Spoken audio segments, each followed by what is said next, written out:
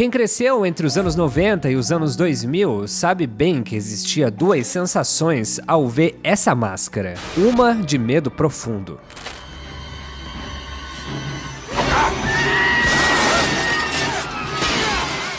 E a outra de rir de um jeito absurdo.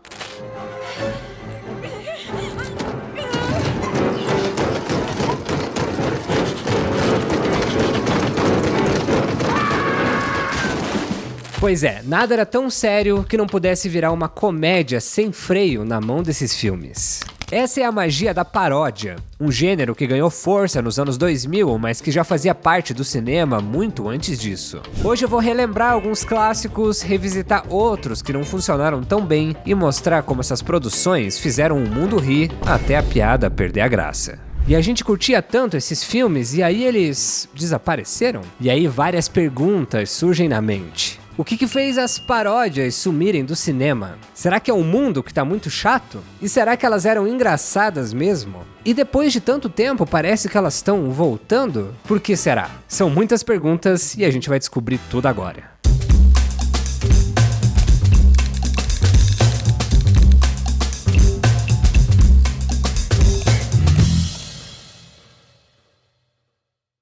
Recentemente eu lancei um vídeo sobre Ponte para Terabithia que emocionou muita gente.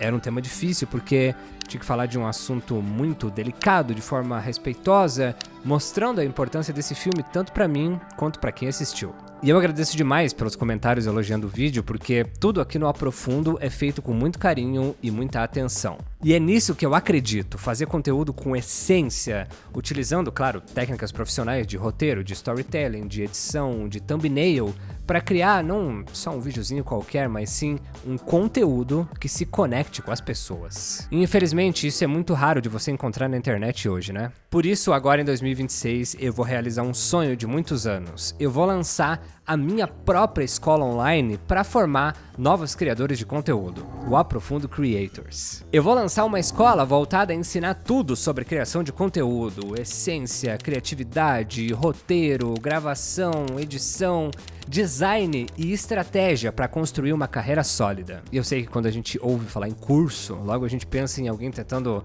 ganhar dinheiro rápido, em cima de um cursinho que não agrega nada para ninguém. Por isso, o Aprofundo Creators é diferente. É uma plataforma de educação nos moldes de uma verdadeira faculdade. É exigente, com provas, certificado e todo o compromisso que você teria em qualquer curso superior. Isso tudo, claro, em uma comunidade ativa com vários outros criadores, com lives periódicas pra gente conversar e tirar dúvidas. Sabe esse vídeo de Ponte para Terabithia? Então, no módulo de edição, eu te ensino em mais de 12 horas de conteúdo como é que eu editei esse vídeo do zero até o produto final. E eu quero te convidar para fazer parte do começo dessa história. Se você quer acompanhar isso mais de perto, escaneie o QR Code na tela ou vai no link da descrição. É por ali que eu vou avisar quando o Aprofundo Creators abrir com um valor menor para quem decidiu chegar agora. O cadastro leva menos de 1 minuto e o investimento por mês vai ser menos que uma ida ao cinema e o curso vai te dar um certificado reconhecido pelo MEC. Além disso, eu vou sortear 5 pessoas que se inscreverem para trocar uma ideia comigo em videochamada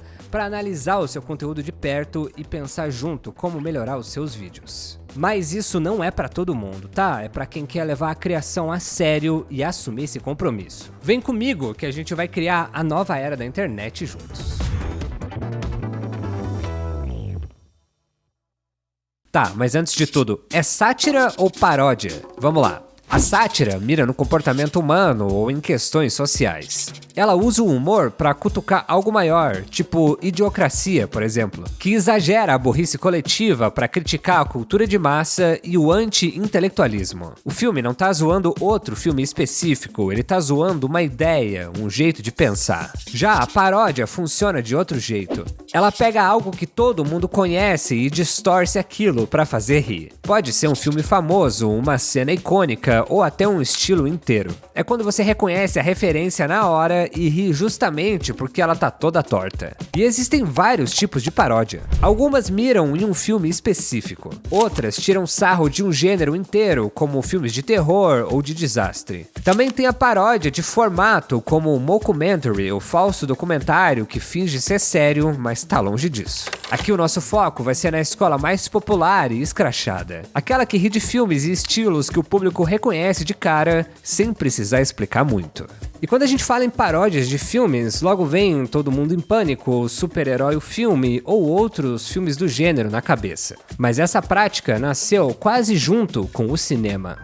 Em 1903, The Great Train Robbery fez sucesso como um dos primeiros faroestes narrativos. É um marco cinematográfico. E apenas 2 anos depois, já existia o The Little Train Robbery, onde um grupo de crianças assaltava um trenzinho. Era quase como o primeiro meme audiovisual. A plateia ria justamente porque reconhecia a referência. Em 1915, Charlie Chaplin também entrou na brincadeira com Carmen às Avessas, uma versão cômica da obra Carmen e de 2 adaptações dramáticas que tinham saído no mesmo ano. Esses filmes mostram que desde cedo a paródia funcionava como um espelho engraçado da própria indústria.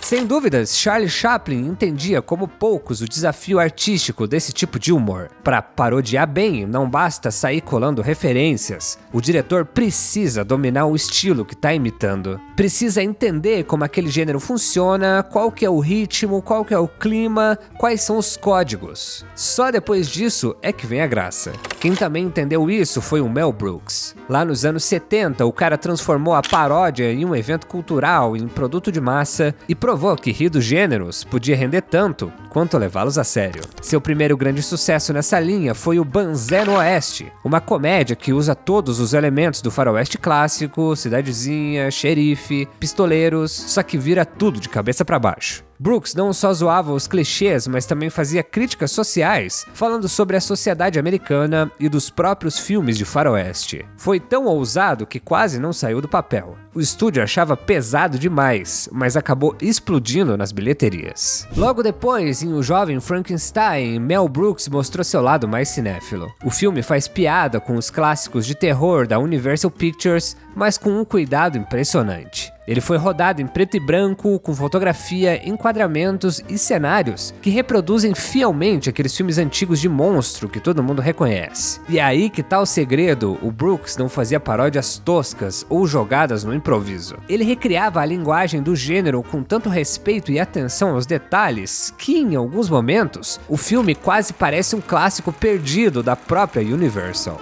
Quer dizer, se não fosse pelas piadas em cada cena, né? Of course. I'm sure we'll get along splendidly. Oh, sorry, you know, I don't mean to embarrass you, but I'm a rather brilliant surgeon.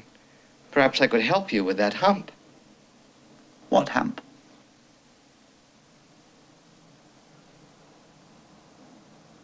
Let's go.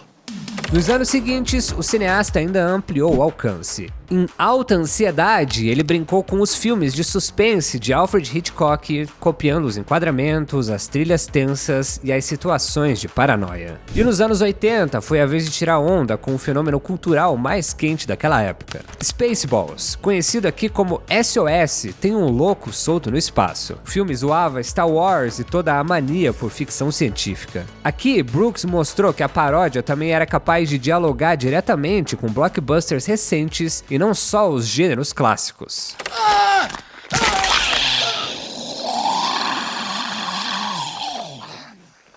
Oh no, not again.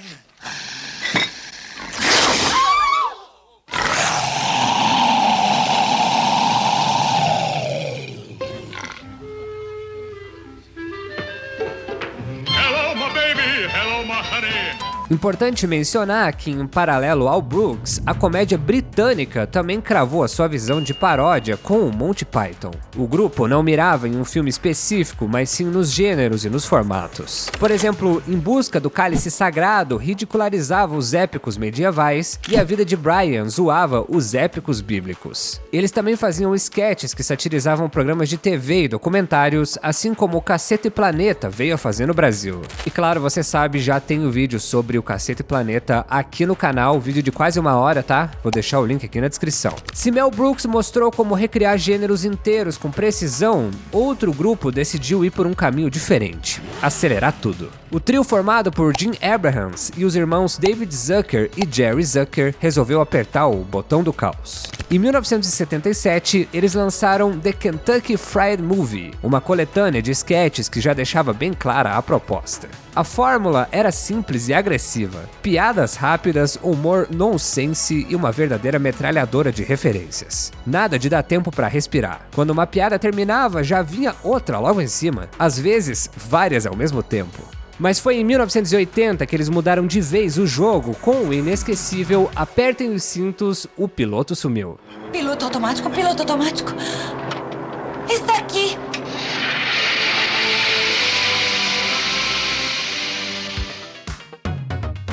Os caras foram ainda mais longe. Eles compraram os direitos de um filme de desastre aéreo chamado Entre a Vida e a Morte e refizeram praticamente a mesma história. A diferença é que dessa vez tinha uma piada a cada 10 segundos. O humor não vinha só das situações absurdas, ele nascia principalmente do jeito como tudo era interpretado. Os atores falavam as falas mais sem noção possível, com uma seriedade absoluta, como se estivessem em um drama super pesado. Esse contraste virou a alma do filme. O texto era completamente insano, mas a atuação era reta, contida, quase solene. Como se ninguém tivesse percebendo que aquilo era uma piada. Essa escolha virou a marca registrada do trio e acabou criando um ícone improvável da comédia. Leslie Nielsen, até então conhecido por papéis dramáticos, passou a ser visto como um dos rostos mais engraçados do cinema. Justamente porque ele nunca tentava ser engraçado. Ele levava a piada a sério e isso fazia tudo funcionar.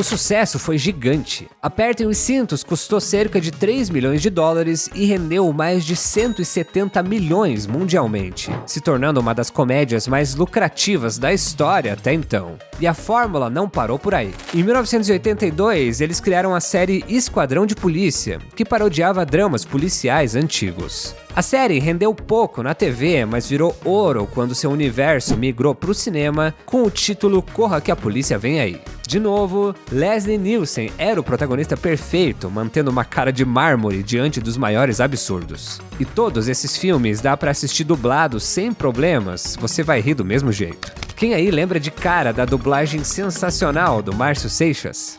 Alguma vez viu este rosto? Eu sei lá, minha memória tá meio fraca. Ah, é? Talvez isso aqui refresque sua memória. Sei lá, ainda não me lembrei não. E mais isso aqui? Ah, agora me lembrei. Ele tava sempre aqui. O que você quer saber? Eu não posso dizer. Bom, talvez isso aqui ajude. Ainda não acho que deva dizer. E o que você acha disso aqui, hein? Tá bem, o nome dele é Nordberg, ele é tira. Ele não era tira, tava de armação. O quê? Eu tô dizendo, ele era sujo. Seu porco imundo, eu devia enjaular você agora. Tudo bem. Ele trabalhava na Ludwig Navegação. Ele tentou vender um bagulho pra um rapaz nosso. O que você vai fazer quanto a isso, hein? Por que eu deveria dizer? Bom, talvez isso ajude. Ainda não acho que deva dizer. Você pode me emprestar 20 pratos? Que tal agora, hein? Tá bom, eu vou até o escritório do Ludwig. Vou descobrir se isso é verdade. O impacto do trio ZAZ, formado por Jim Abrahams, David Zucker e Jerry Zucker, foi tão grande que eles criaram um novo padrão para a paródia mais escrachada do cinema. Esse estilo misturava de tudo: gags visuais, aquelas piadas que funcionam só de olhar, trocadilhos bobos, humor físico, personagens se machucando, caindo, errando tudo. Tinha também metalinguagem, quando o filme faz piada com ele mesmo ou com o próprio cinema. E tinha algo que virou marca registrada do grupo: o deadpan. O deadpan é quando o ator faz a piada sem demonstrar emoção nenhuma. Ele fala a coisa mais absurda do mundo, com cara séria, voz neutra, como se aquilo fosse completamente normal. Jane, descreva o homem que você viu ontem à noite. Ele é caucasiano. Caucasiano? É, sabe, um branco com bigode de mais ou menos 1,80 m. Mas que bigodão enorme. O que é isso aqui? Por isso, esses filmes atravessaram fronteiras e conquistaram públicos no mundo inteiro, inclusive no Brasil, onde Aperte os Cintos virou febre. Além disso, eles provaram que paródia podia ser blockbuster. Corra que a Polícia Vem Aí arrecadou quase 80 milhões só nos Estados Unidos, consolidando o gênero como um dos pilares da comédia dos anos 80 e inspirando dezenas de imitadores na década seguinte. Antes de ir para os anos 90, você deve estar pensando, poxa, e Loucademia de Polícia? Loucademia de Polícia é mais sátira do que paródia. O filme não copia a trama nem o estilo de um filme específico para distorcer, que é o que define a paródia clássica. Ele não refaz uma obra conhecida cena por cena, como Apertem os Cintos faz com filmes de desastre aéreo. Mas vale a citação porque é uma das minhas franquias preferidas de comédia. Vale um vídeo que não aprofundo também, né? Avançando um pouco mais no tempo, os anos 90 foram um terreno fértil para as paródias porque o público já estava acostumado com o estilo Z-A-Z, mas queria novidades. Dessa vez, sem a participação dos colegas, o Jim Abrahams comandou os 2 filmes da franquia Top Gun, protagonizada pelo Charlie Sheen. Inclusive, hoje é normal relacionar o ator com a comédia, mas na época ele era muito mais conhecido por trabalhos dramáticos.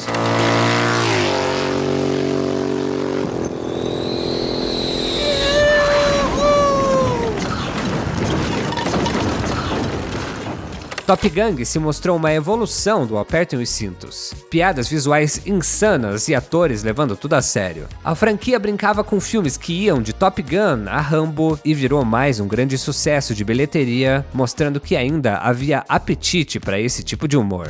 Mas o grande ponto de virada veio em 1997 com Austin Powers, um agente nada discreto. Mike Myers criou um personagem que se sustentava além das piadas e referências. O Austin era uma caricatura dos espiões dos anos 60 e muitas vezes parodiava diretamente 007. Mas o personagem foi construído com tanto carisma que ganhou vida própria. O resultado foi uma trilogia que somou mais de 670 milhões de dólares no mundo todo. A sacada foi juntar a paródia de gênero com um protagonista icônico, algo que o Mel Brooks também fazia, mas que aqui ganhou uma roupagem mais pop e exagerada. Saiam! Saiam! Toma cuidado, Austin! Não! Ai, cuidado! Sai da frente! Toma cuidado!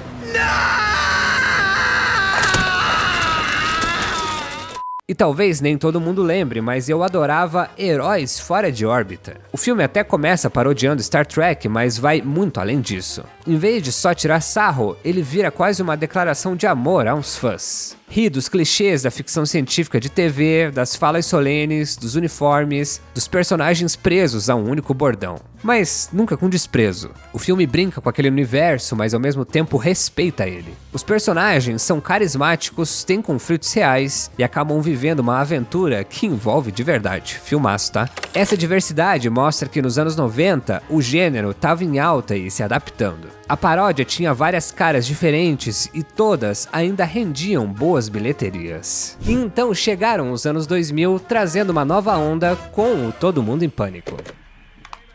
Oi. E aí?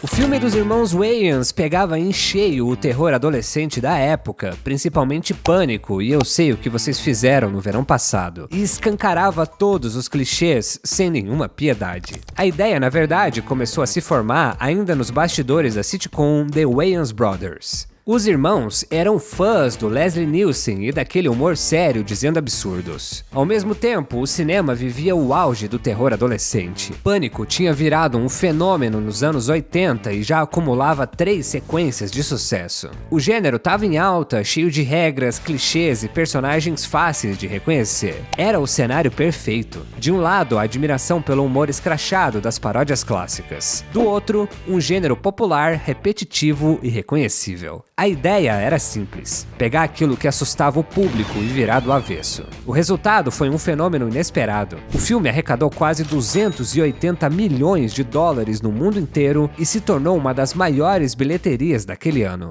A fórmula funcionava porque era direta, exagerava os sustos, bagunçava cenas famosas e colocava personagens completamente fora da lógica no meio da história. Tudo era levado ao limite. E aí era muito engraçado. Ver algo que antes era tenso, sombrio e assustador sendo transformado em piada causava um efeito imediato. Não é exagero dizer que essa comédia ajudou a espalhar ainda mais a imagem do Ghostface pela cultura pop. E tem outro detalhe muito importante nessa história. Muita gente nem chegou a ver esse filme no cinema. Ele explodiu mesmo foi no DVD e nas reprises da TV aberta. Nas locadoras virou até estratégia. Muitas colocavam os filmes originais de terror e Todo Mundo em Pânico lado a lado. Assiste um, depois assiste o outro. E tem algo ainda mais curioso nisso tudo. Boa parte de nós nem tinha idade para ver aquele filme. A gente dava risada das quedas, dos exageros, das caras e bocas. Mas não entendia tudo.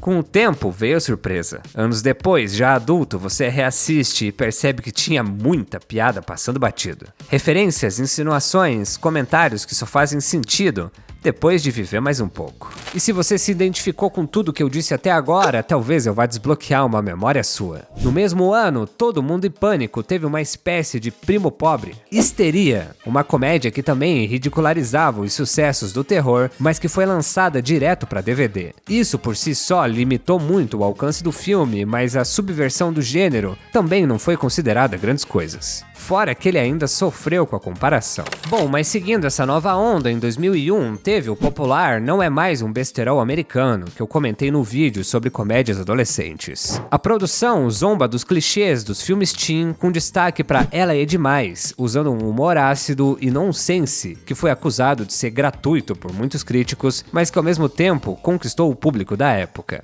Eu já fiz um vídeo falando sobre essas paródias adolescentes, eu também vou deixar aqui na descrição. A verdade é que a maioria dessas paródias dos anos 2000 não conquistava os críticos de jeito nenhum, mas enchia os cinemas. Se você tá assistindo até agora é porque você tá curtindo esse vídeo, né? Então, você não é inscrito no Aprofundo ainda? É só apertar nesse botãozinho de se inscrever aqui embaixo. Se você tá no celular é super rápido, só apertar, na televisão também é coisa rápida. Isso ajuda muito a gente a aumentar os números e cada vez mais trazer vídeos melhores pra você. E esse tema desse vídeo foi escolhido pelo Clube Aprofundo. Eu abri uma caixinha de comentários ali no clube de membros do canal e perguntei quais temas eles gostariam de ver. E aí o comentário mais curtido ia ganhar e eu ia fazer um vídeo sobre. E a sugestão do Beto Bach foi o Todo Mundo em Pânico. E aí, obviamente, minha cabeça já explodiu, já comecei a pensar em um monte de coisa. Só que eu pensei, cara, dá pra fazer um vídeo sobre as paródias, né? O auge e a queda das paródias, porque é muita coisa pra falar. Então, obrigado Beto e obrigado por todo mundo do Clube Aprofundo, tá? E se você quiser me ajudar a escolher os temas, ter o seu nome no final de todos os vídeos e assistir eles um dia antes de todo mundo, é só fazer parte aqui do Clube Aprofundo, tá? É isso, recado super rápido, tá? Bora voltar pro vídeo.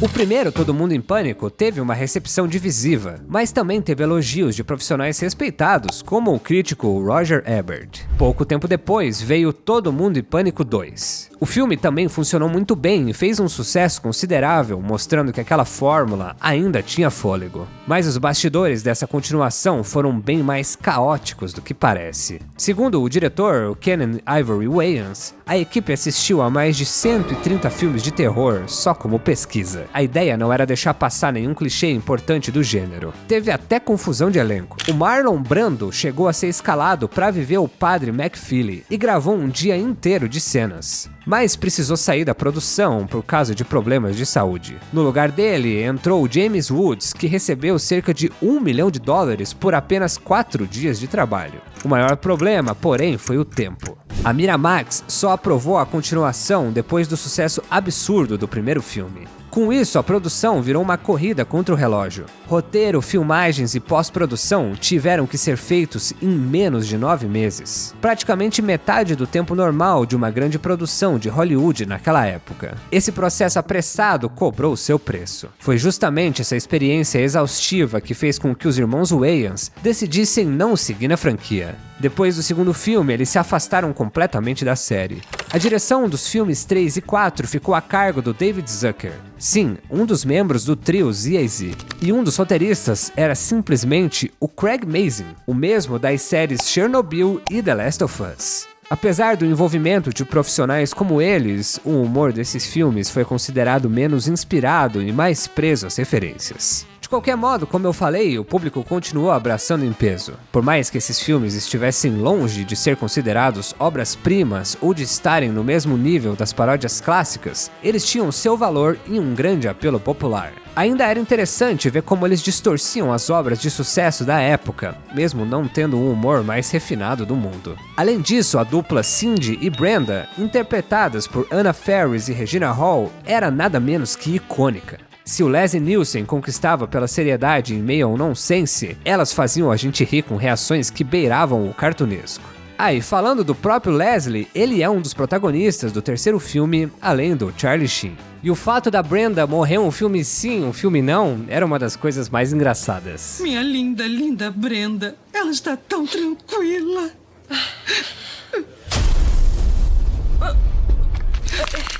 Mas se todo mundo em Pânico ainda conseguia trazer algo interessante para o gênero, o mesmo não dá para dizer das produções que vieram logo depois. E é aí que entra o grande vilão dessa década, o excesso de paródias preguiçosas. Pensa comigo, a indústria percebeu um atalho muito tentador. Esses filmes não exigiam roteiros muito bem elaborados, apostavam em atuações exageradas, tinham orçamentos baixos e mesmo assim rendiam bilheterias altas. Era o sonho de qualquer executivo.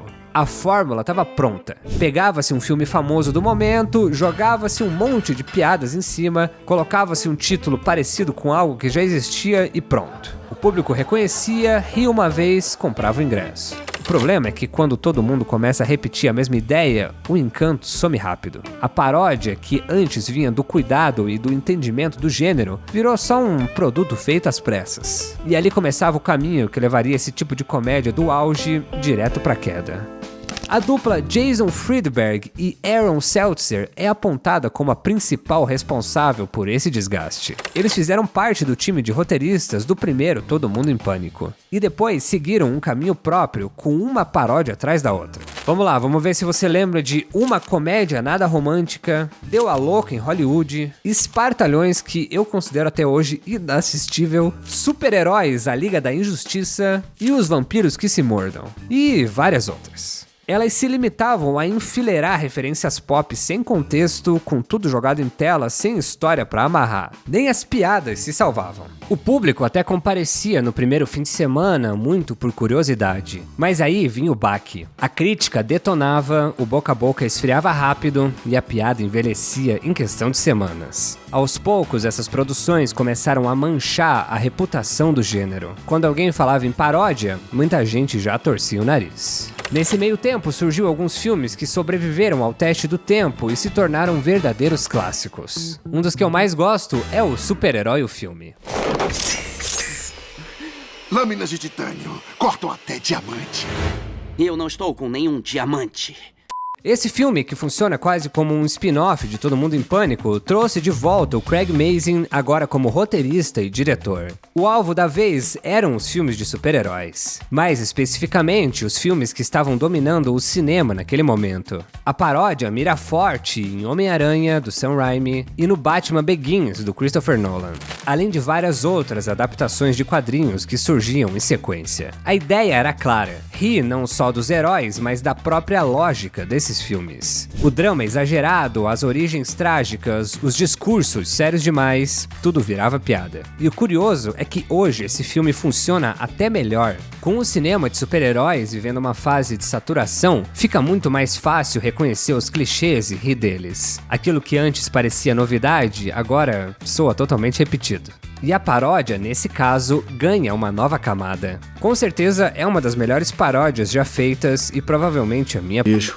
Em paralelo, é importante deixar uma coisa clara. A crise não era da paródia como um todo. Ela estava muito mais ligada a um tipo específico de humor, conhecido aqui como besterol. Enquanto esse estilo começava a se desgastar, outro tipo de paródia começava a surgir e seguia firme. Aquelas mais cuidadosas, que não queriam só empilhar piadas, mas criar uma história de verdade dentro do gênero que estavam zoando. Dois ótimos exemplos são Todo Mundo Quase Morto e Confusão. Esses filmes fazem humor, claro, mas também entendem profundamente o gênero que estão brincando. Um respeita o cinema de zumbi, o outro, os filmes de artes marciais. Hoje, os dois já são vistos quase como filmes cult, porque são extremamente bem feitos. Como consequência da queda drástica no final dos anos 2000, a década seguinte encontrou um cenário pior ainda.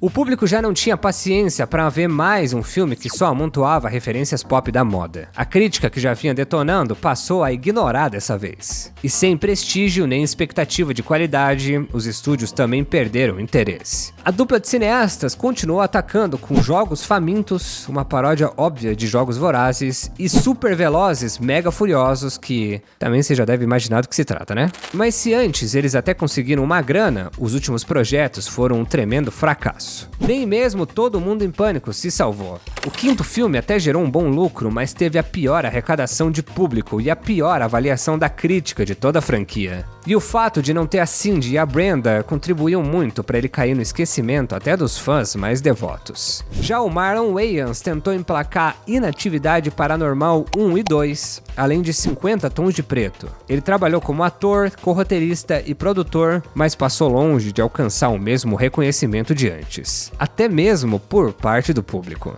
Até o Brasil acabou surfando nessa onda com Copa de Elite. Na época quase ninguém deu muita bola pro filme. Ele passou meio batido, sem grande impacto. Mas hoje, olhando com mais distância, ele fica até mais interessante de rever. O filme ajuda a entender como a gente enxergava o próprio cinema brasileiro naquele momento. Quais eram os clichês, os sucessos, os exageros. E mais do que isso, como o Brasil foi criando uma cultura pop própria, cheia de referências, mas que muitas vezes a gente mesmo ignora ou trata com desdém. Daria outro vídeo esse filme também, tá? Então se vocês quiserem uma pílula só sobre ele, deixa aí nos comentários. Se rolar aquele interesse, eu providencio. Se nós fôssemos vocês... Se eu fosse você! A velha e boa troca de corpos. Isso acontece direto nesse elevador. Eu mesmo sou a Maria da Faxina. Aliás, a nossa relação com esse tipo de paródia vem de muito tempo atrás. Durante décadas, os Trapalhões fizeram filmes que misturavam aventura infantil com piadas escrachadas e referências diretas a sucessos estrangeiros. O Trapalhão nas Minas do Rei Salomão é um exemplo clássico. Pegava uma história conhecida que já tinha sido adaptada em Hollywood e transformava numa comédia popular. Outro clássico é o Mágico de Oroz, que fazia uma versão abrasileirada e debochada do Mágico de Oz. O legal é que os Trapalhões não se limitavam a imitar, eles traziam a paródia para o cotidiano brasileiro, misturando elementos do nosso humor, nossas gírias e até críticas sociais disfarçadas. Bom, a quantidade de produções ruins ajudou muito, mas seria ingenuidade colocar a culpa toda nisso. Houve uma mudança estrutural na comédia como um todo no cinema. Antes, muitas produções se pagavam fácil porque, além da bilheteria, ainda vinha uma bolada na venda de DVDs e na locação. E esse dinheiro extra sumiu quando o mercado físico morreu e o streaming tomou conta. Sem essa garantia, os estúdios ficaram cada vez mais receosos de investir. Outro ponto é que a bilheteria hoje depende do mercado global, e a comédia é um gênero que nem sempre atravessa bem fronteiras. Piada local, referência cultural e timing de humor às vezes funcionam num país e passam batido no outro. Já ação e terror são linguagens mais universais, então acabam sendo a aposta preferida dos grandes estúdios que querem retorno alto em vários mercados. Com o tempo, a agenda do cinema foi sendo tomada por franquias gigantes que passaram a ocupar as datas mais disputadas do ano. Verão, feriado, fim de ano. Tudo virou território desses filmes evento. Nesse cenário, a comédia começou a perder espaço. Sem a promessa de virar um blockbuster global, ela deixou de ser prioridade nos grandes lançamentos. O risco parecia alto demais para um retorno considerado pequeno. O resultado foi um deslocamento natural. Muitas comédias migraram para nichos menores, encontraram abrigo nas plataformas de streaming ou foram absorvidas por outros gêneros. Viraram comédia romântica, ação com piadas, aventura com humor pontual. E você lembra qual que foi a última comédia que você foi assistir no cinema?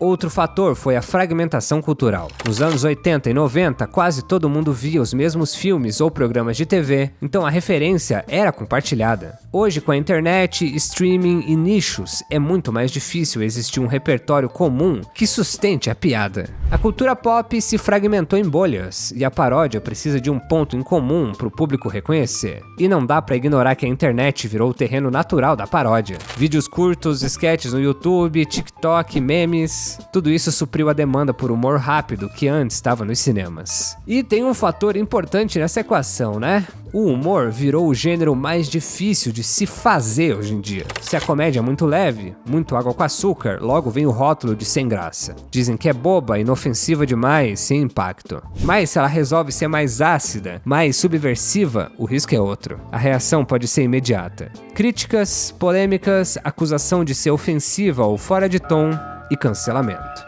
E aí entra o medo da indústria. Nenhum estúdio quer investir milhões em um filme que pode virar alvo de debate negativo nas redes sociais antes mesmo de estrear. Um filme que nasce cercado de ruído, boicote e manchetes ruins. O resultado dessa soma de fatores foi uma espécie de apagão. O gênero ficou marcado pela má reputação e por um tempo parecia morto. Até que recentemente voltou a dar sinal de vida. Depois de décadas de tentativas frustradas, Corra que a Polícia Vem Aí ressurgiu como uma continuação legado, com Liam Neeson como Frank Drebin Jr., o filho do lendário policial. A sequência arrecadou quase 100 milhões de dólares e ainda recebeu elogios da crítica por reviver o espírito dos originais com aquele humor absurdo. Além de brincar com o gênero de ação policial, é interessante como o filme parece uma paródia indireta da própria carreira do Liam Neeson, que acumulou projetos parecidos em que ele é basicamente uma máquina imparável. E sim, eu fui ver no cinema e foi a melhor escolha possível. E nos próximos anos, a gente tem a volta de pelo menos 2 clássicos. O anúncio de Todo Mundo em Pânico 6 animou os fãs por conta da volta dos Wayans e das atrizes Anna Faris e Regina Hall. E já indicaram alguns dos filmes que devem ser parodiados, como Pecadores, Corra, Não, Não Olhe e Long Legs. O outro é Spaceballs 2, que teve um teaser bem divertido, zoando com várias franquias famosas. Mas o destaque ficou pro anúncio da surpreendente volta do Mel Brooks, que já tem 99 anos. After 40 years, we asked, what do the fans want? But instead, we're making this movie. May the Schwartz be with you. Será que a gente está diante de um início de um novo ciclo desse estilo de paródia? Bom, ainda é cedo para dizer. Mas o que dá pra afirmar é que existe uma brecha. A nostalgia funciona, os nomes de peso atraem curiosidade e o público mostra que ainda tá disposto a rir. A questão é que a paródia, como sempre, ela anda numa linha entre a genialidade e a vergonha alheia. E essas comédias, elas não podem ter medo do absurdo. Do absurdo bem no estilo de Corra que a Polícia Vem Aí. Tem cenas completamente sem sentido, exageradas e às vezes até grotescas. E é justamente isso que torna tudo maravilhoso. O filme ele não pede desculpa por estar fazendo piada, ele vai até o fim da ideia, não importa o quão boba ou absurda ela seja. E tem muita coisa pra se zoar hoje em dia, filmes de super-herói decaindo, filmes pasteurizados do streaming, fracassos monumentais e essa crise de identidade que a gente vive no cinema hoje. Se você vê lá no fundo, esse tipo de comédia, na real, é sobre prazer coletivo. São filmes feitos pra juntar amigo, fazer uma comidinha, fazer uns drinks e rir alto. Rir exatamente do nonsense, do exagero, da besteira assumida. E no meio disso tentando pegar todas as referências, né? Essa liberdade, esse compromisso com o exagero tá fazendo muita falta na comédia hoje. E eu sei que hoje em dia é difícil competir com o absurdo da realidade. E talvez o segredo esteja aí, né? Tudo que a gente quer é rir por umas horas e por um instante esquecer dela. Por isso, eu nunca vou esquecer das últimas palavras do tio Albert. Rick, escuta, com grandes poderes vem...